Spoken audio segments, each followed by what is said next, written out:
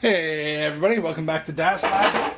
So today what we're doing on the old 750 Nighthawk, 84 Nighthawk is these boots. Took the carbs off, and these boots that are for the intake going into the carb, 40 years old, rock hard, solid. So for me to get that carburetor back on, we've got to get these to the point where they're somewhat pliable again. And I didn't realize, I never took these off before, but there's metal in here. So there's aluminum with an O-ring.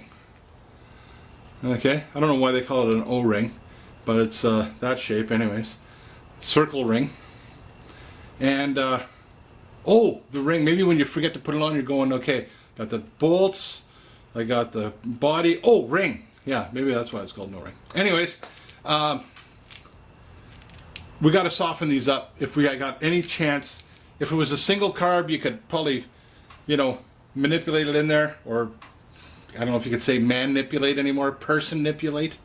Can you even say nipulate? I don't know. Put it on, but you got 4 carbs. That's going to be tough to do if these are rock hard and not pliable at all. So we're going to take all 4 of these off, and then we're going to show you how we're going to treat them. We're going to use some chemicals that you won't even believe that we're doing. Okay, so I'm going to continue getting these 4 off, and I'm going to probably plug the intakes there just to make sure no nasties get in there. Look what I found in here. Look at way down in here, way down in this area after I took the carbs off. What do you think that is? Okay, wasn't me. Wasn't part of the in-flight, movie like they came around with the airplane peanuts, motorcycle peanuts.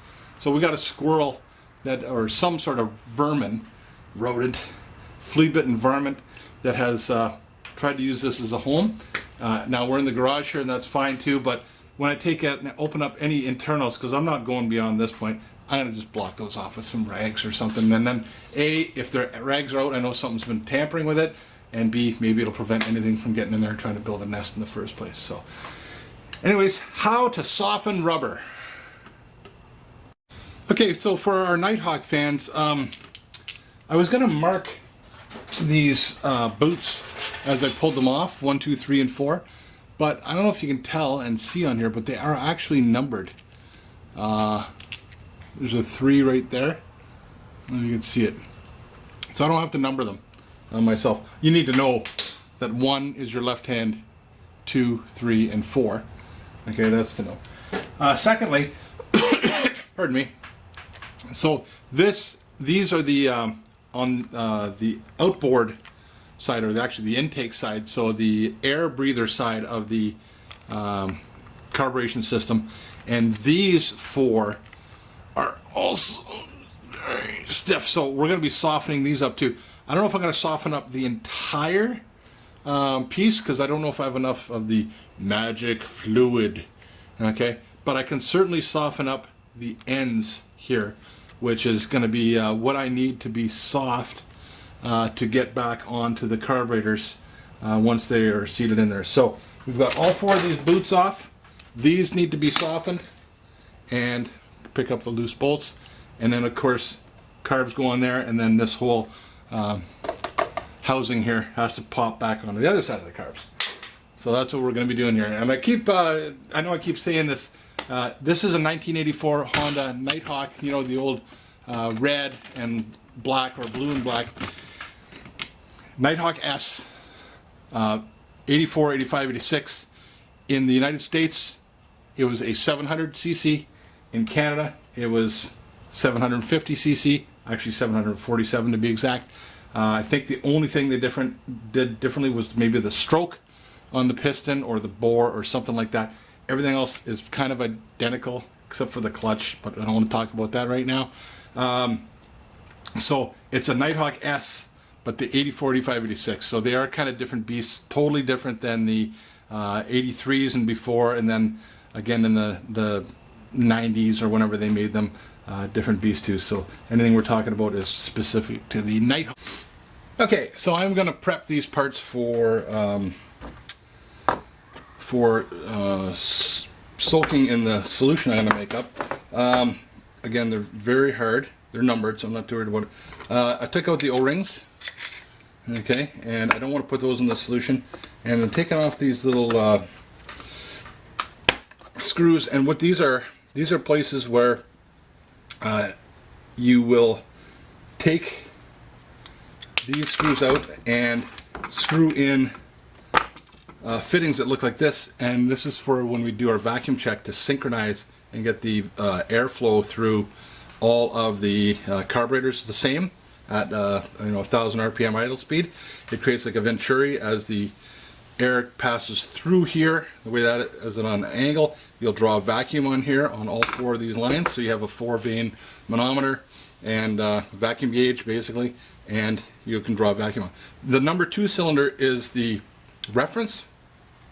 This is also the fitting that goes up to the fuel shutoff valve on the gas tank. Okay, so that's something, that's why it's a little bit different. And then on these ones they just have blocking screws. But it's interesting to note too that because we have to have a good seal, there are crush washers between the screw head and the surface here. So what I'm going to do is I'm going to take these all apart, and I'm going to go up and wash them, not in the kitchen sink, right dear? Okay, yeah, not in the kitchen sink, and get them as clean as I can, because what we want to do is reintroduce some of the oils back into the rubber here to make them soft. I mean, you can heat them up, you can boil them and make them soft, but that's not really why did they get hard in the first place. Some of the oils have leached out, or evaporated, or gassed off over time, and we're going to reintroduce some of those oils in there. So starting off with a clean surface free of road grime and other oils will help us to do that. Okay, so going to get these washed up, and then I'll come back and show you the secret. Okay, so here is the secret to making these soft and pliable again. I've never done this before, just like you. I'm trying to figure out how to do stuff by watching the interweb. I need these soft for 2 reasons. First of all, the ease of getting the 4 carburetors back into place, and secondly, when they are clipped into here, I want this to seal well. I can't have any vacuum leaks here. Yeah, the bands are pretty good at compressing, but I mean, they are so stiff, okay, that they're just not flexible anymore, and they should be pretty flexible. So I don't have a stiffometer here to test how stiff they are, but just by feel, they're pretty stiff. And from what I understand, when we do this, they're going to soften up. The key ingredient, believe it or not, is Wintergreen oil. That's the oil, or the type of natural elasticity oil that is leached out of these things. When they make the rubber product, there's oils in there.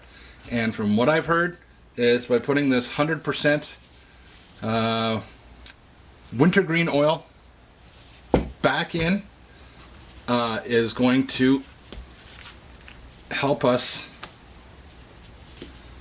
rejuvenate these. The ratio is, and I'm not a big glove guy. I mean, I wear big gloves, but I don't wear them often. Apparently this stuff, okay, I already see we're gonna have a problem. Apparently this stuff's kind of nasty. The ratio is 3 to 1, so that's 1, and I'll just fill that jar up 3 times. And it's just like it is. It's wintergreen. It's minty. Smells minty. So I don't know if I'm gonna have enough here to get 3 to 1. We'll see. I mean, I don't know if it's gonna be enough to float the cover the parts. So we'll kind of do a loosey-goosey. So that's 1.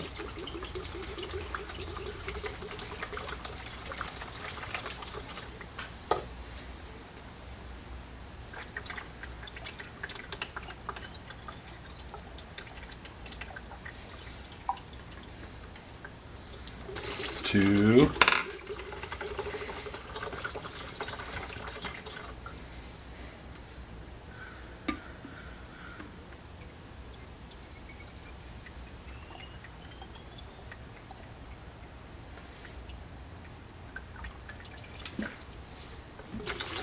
Okay, so 3, oh, what is the other one? It's 100% isopropyl alcohol.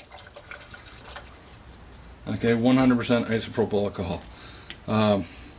Now, 24 hours, 48 hours, the research I've done shows that there is no length of time that is considered too long to have these soaking. Now, obviously this is aluminum here on this side. Maybe it's not obvious, but to me it is, because I can see it. It's in my hand. And this is the rubber. This is really the part we want to soften. So if I can get those in there.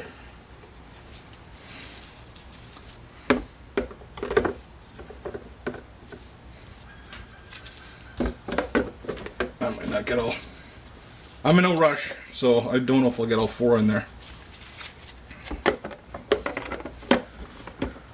Maybe I will.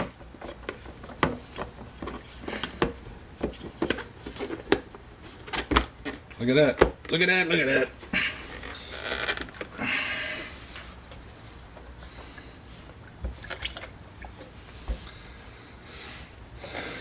Sure smells minty. I don't think there's any point in diluting that any further. Amazon, you get this size, 3.5 fluid ounces. I think it was $16 Canadian, and isopropyl alcohol, you can get that pretty well anywhere. And alcohol evaporates rather rapidly, so having a lidular device is an asset.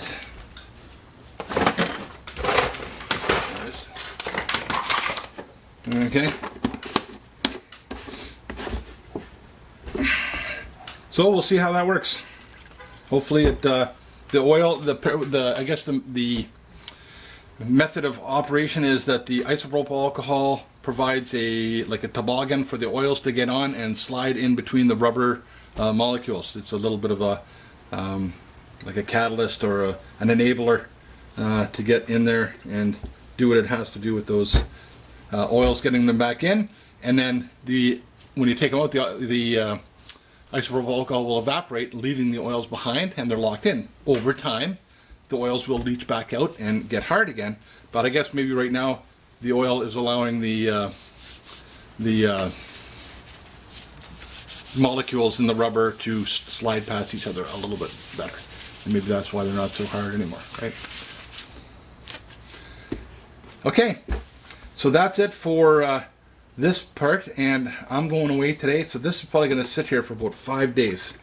And from what I understand, it's not going to hurt them whatsoever. Alright, we'll check back in later. Okay, so it's been about 6 days, I think, at least. And here is the concoction.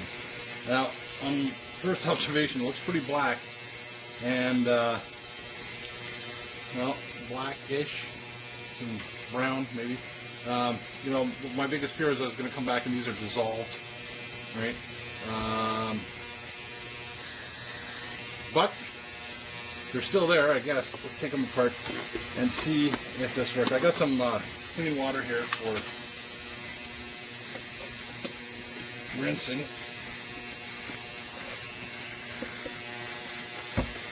I don't see any deformation. And we'll get them all out. And of course, this solution is not cheap. I think I lost some of the isopropyl alcohol due to evaporation, which is fine. And you certainly can't smell the wintergreen, so I know that some of that's leaching out. But I want to save this stuff because I got some more parts. Well, I'll probably have lots of parts to do over the time. Okay.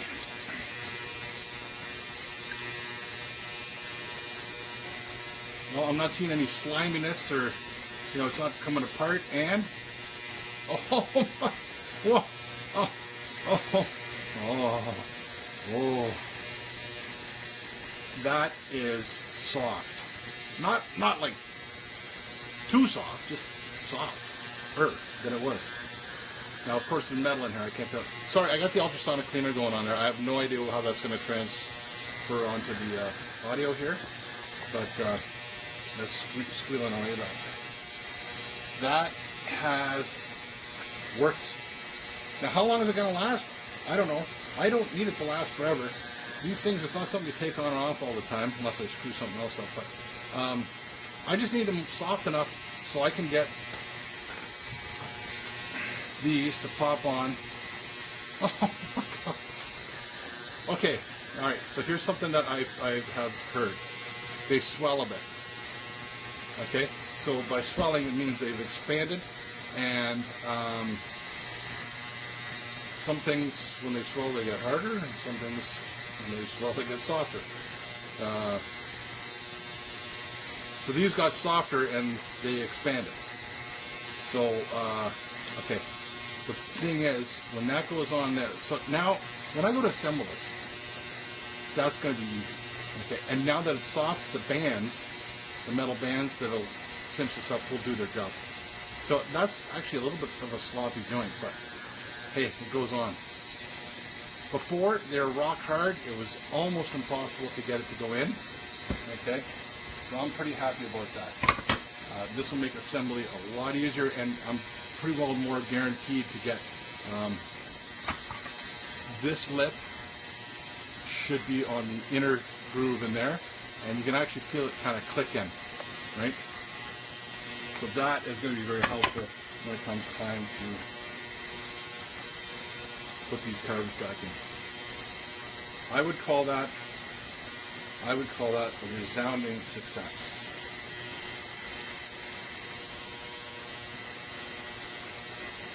So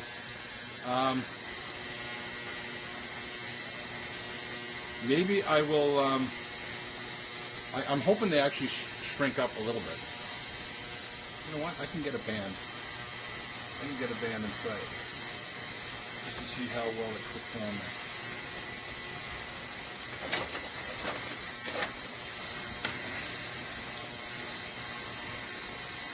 Okay. Something like this. Long band. That's good, man.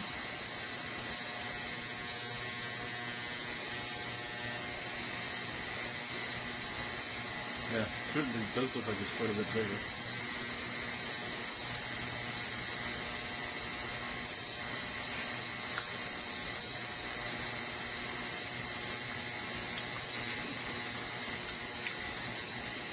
Okay, put that on.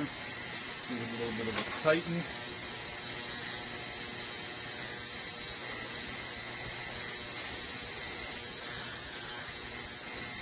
That's what else could I do, right? I can't get those parts anywhere. That's snugged up so nicely. That is just snugged up so nicely. I'm not even anywhere near fully tight. It came across uniformly. That is going to work beautifully. Very, very happy. The next thing I got to do, I got to clean these bands. The next thing I have to do is, these are on the other side, okay? So again, those are tough. So I want to make sure that I get these softened, because they are pretty stiff right now. They're pretty hard. And also, this goes into the breather box, and that's hard. That is really hard. So I'm going to have to do this in a couple stages. This on one side, and then flip them over, because I don't have enough of the glue to do it properly. And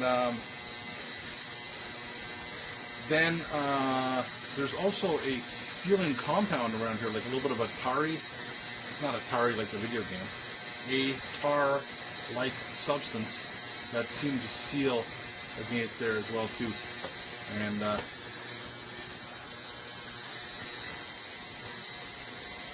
you know, that seems to be dried up. We'll see what happens. So that's the next piece that has to be softened. This most importantly, and then secondly, these things here. So anyways, I'm going to call that a win. Very soft, very pliable. Good enough for a week till I get this put back together. If I know a heat gun would also soften that up, but that's a very, very temporary fix. Anyways, that's what I got for you on Dash Lab this time. How to soften rubber parts. Thanks. Don't get any on yet. Wear your gloves. Have fun. If you like what you see, subscribe down there. Lots more videos for this Nighthawk coming up. Give me that like button and have fun. See you next time.